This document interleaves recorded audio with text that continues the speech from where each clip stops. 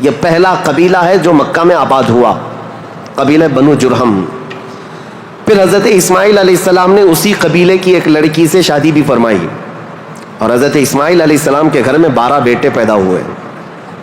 آپ کی اولاد اب بڑھتی گئی، عرب سرزمین میں سب سے پہلی یہ نسل ہے، عرب کو آباد کرنے والی پہلی نسل اسماعیل علیہ السلام کی ہے۔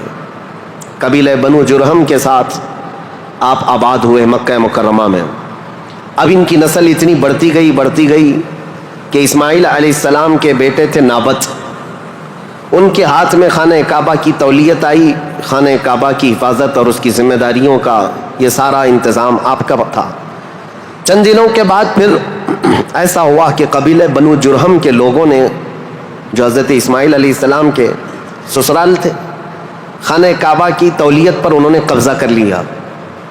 اسماعیل علیہ السلام کی اولاد نے کوئی بھی ان کے ساتھ جھگڑا نہیں کیا، کسی بھی طرح کا برا برتاؤ نہیں کیا، کیونکہ ننیال کے تھے۔ تو کئی سالوں تک قبیلہ بنو جرہم کا خانہ کعبہ پر قبضہ باقی رہا، لیکن انہوں نے بدعنوانیاں شروع کر دیں۔ خانہ کعبہ کے پاس لوگ جو دور دور سے آتے تھے دنیا میں، حاجی، اس وقت بھی ہر سال حج ہوا کرتا تھا، ان کے ساتھ برا سلوک کرنا، ان سے چڑھاوے لینا، ان سے زیادہ مانگ کرنا، یہ سب چیزیں ہونے لگی۔ تو پھر حضرت اسماعیل علیہ السلام کی اولاد نے دوبارہ خانہ کعبہ کی تولیت اپنے ذمے لے لی۔ تولیت کہتے ہیں ذمہ داری، جس سے متولی کہا جاتا ہے، جیسے مسجد کا متولی ہوتا ہے، تولیت اسی کو کہتے ہیں، خانہ کعبہ کی خدمت کی ذمہ داریاں۔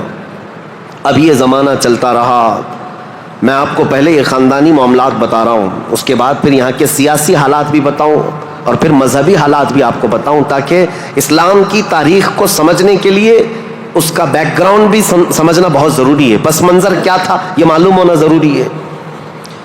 اب اسماعیل علیہ السلام کی اولاد میں عدنان ایک شخص پیدا ہوئے جو آل اسماعیل میں بہت ہی معزز انسان تھے۔ اکثر صحابہ اکرام کا اور خود رسول اللہ صلی اللہ علیہ وسلم کا نسب حضرت عدنان تک پہنچتا ہے، وہ ہمارے آقا صلی اللہ تعالیٰ علیہ وسلم کے جد امجد بھی ہیں۔ عدنان نے مکہ مکرمہ کی ذمہ داریاں سنبھالی اور اس کے بعد